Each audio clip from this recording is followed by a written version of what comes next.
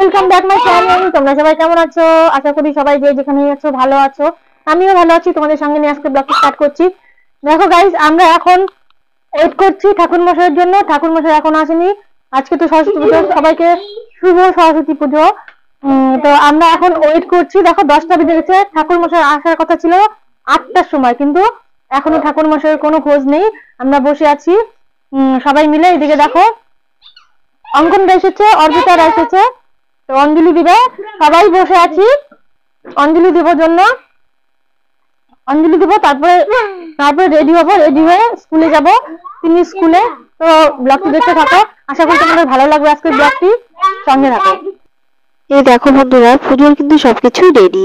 আর এদিকে বাচ্চারা এত দৌড়াদৌড়ি করছে, এত দুষ্টামি করছিল, এত দেরি হচ্ছিল জন্য। আর আমাদের পুজোটা না বারান্দার মধ্যে করেছে এখানে, সরস্বতী পুজোটা। কারণ হলো মায়ের মন্দিরে এলো জায়গা, সবাই মিলে অঞ্জলি দিবে, জায়গা হবে না এই জন্য। আর এদিকে পুজো টুজো শেষ হওয়ার পরে তিন্নিকে সাজাতে লেগে গেছি। তো তিন্নিকে সাজাতে কতটা টাইম লাগবে আর আমার সাজ হবে কি না সেটা দেখি কি হয় লাস্ট পর্যন্ত।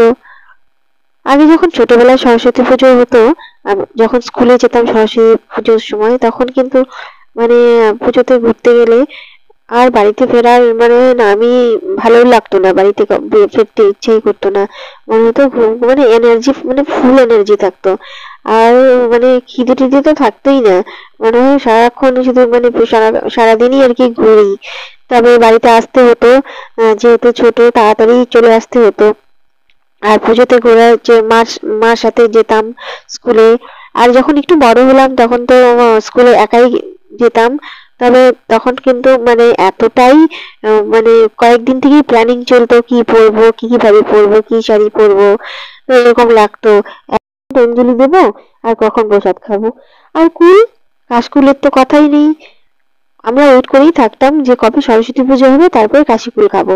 আর কাশিকুল খাওয়ার জন্য সরস্বতী পুজো হয়ে গেলে ব্যাস, আর কোনো কথা নেই। সরস্বতী পুজো হয়ে যাওয়ার পরেই কাশিকুল খাওয়ার জন্য সবাই এত পাগল ছিলাম। সবাই আমার বান্ধবী বন্ধুরা সবাই মিলে কাশিকুল খেতাম।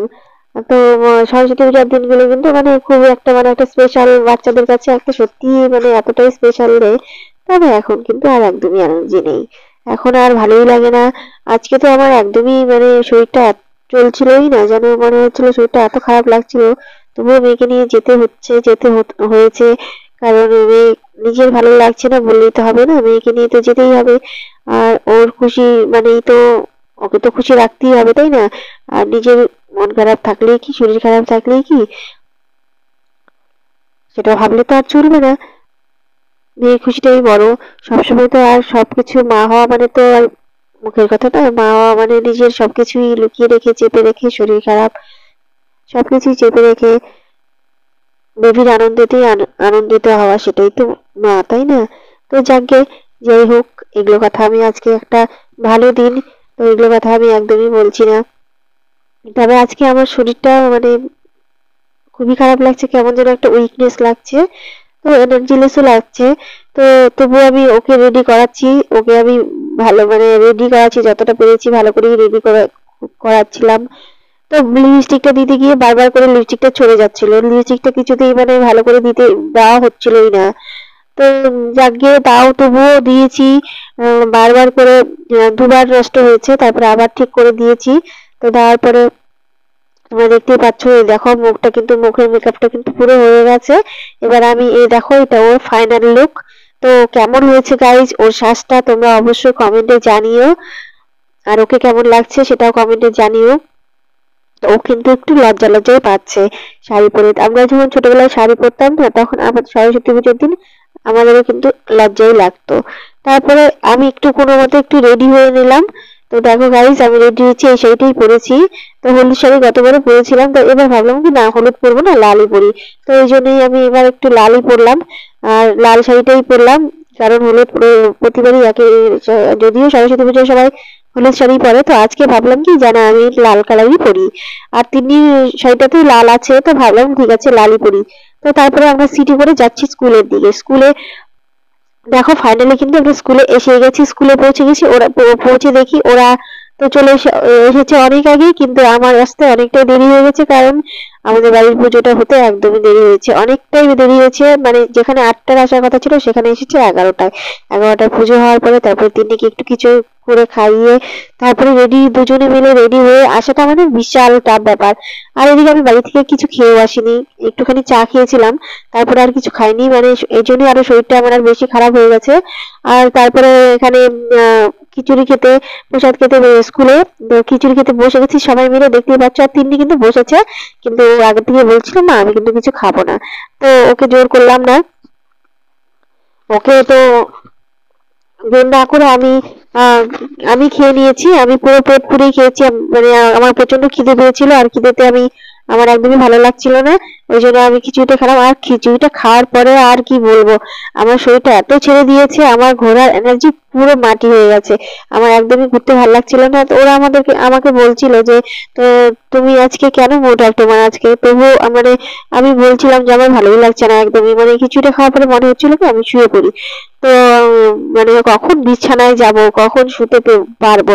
আর এদিকে ওরা কিন্তু খুব এনজয় করছে, এদিকে খরগোশগুলোকে ঘাস খাওয়াবে, ঘাস খাওয়াচ্ছে। তিন্নিকে দেখো ঘাস খাওয়ানোর চেষ্টা করছে, ও দেখে ওর খুব ভালো লাগছে, ও ঘাস খাওয়ানোর চেষ্টা করছে খরগোশগুলোকে। আর মাঝে মাঝে 2-1 ফোঁটা করে বৃষ্টিও পড়ছে। তারপরে একবার বলছি যে চলো চলে যাই, আবার বসছি, একটু কমছে, মানে বৃষ্টি ফোঁটা পড়া বন্ধ হচ্ছে, আবার বসছি। এরকম করতে করতে পার্কে ঘুরলাম, এদিকে সম্পূর্ণ পার্কটাই ঘুরলাম। ফুলদিঘির পার্কে প্রথমে গেলাম, গিয়ে সেখানে ঘুরলাম। ওরা তারপরে তিন্নি দোলনায় চললো, ও স্লিপারে চড়ার বায়না করেছিল। তো স্লিপারে একবার ওই প্রথমে তো চড়েনি, পরে চড়েছিল। তো আমি বললাম স্লিপারে শাড়ি পরে উঠতে পারবে না, পড়ে যাবে। তো যাকে ও বুঝেছে, ও কিছু একটা বায়না করেনি। তারপরে দোলনাতে চড়লো, দোলনাতে চড়ে অনেকক্ষণ চড়েছে দোলনায় চড়ার পর। আর আমরা ওখানে বসে আড্ডা মারছিলাম সবাই মিলে, এক জায়গায় বসে আড্ডা মারছি। আর তিন্নি দোলনা চড়তে চড়তে ক্লান্ত হয়ে গেছে, ও বসলো। আমি বললাম ওকে নিয়ে এসে বসালাম, কারণ শাড়ি পরে যদি একবার উল্টে পড়ে যায় তাহলে তো হয়ে যাবে। আর ভালো লাগছে না, মুখটা কেমন যেন লাগছে, মানে এনার্জি হচ্ছে না কোনো কিছু। তারপরে সবাই মিলে পান কিনে খেলাম। খিচুড়ি খাওয়ার পরে কিছু খাওয়া হয়নি, তারপরে সবাই মিলে পান খেলাম। পান টান খেয়ে তারপরে আবার এখানে চলে এলাম আরেকটা পার্কে। সেখানে এসে সেটা হলো আমাদের মদনমোহন বাড়ি পার্ক। তো সেখানে এলাম, ওখান থেকে আমাদের বাড়ির কাছে, বাড়িতে আসার পথেই আমরা ওই পার্কটাতে এলাম। তো গাইস আমরা দোলনা খাচ্ছি। তোমাদের ব্লগটি কেমন লাগলো অবশ্যই কমেন্টে জানিও। আর যারা নতুন দেখছো তারা চ্যানেলটিকে অবশ্যই সাবস্ক্রাইব করো। তাহলে টাটা।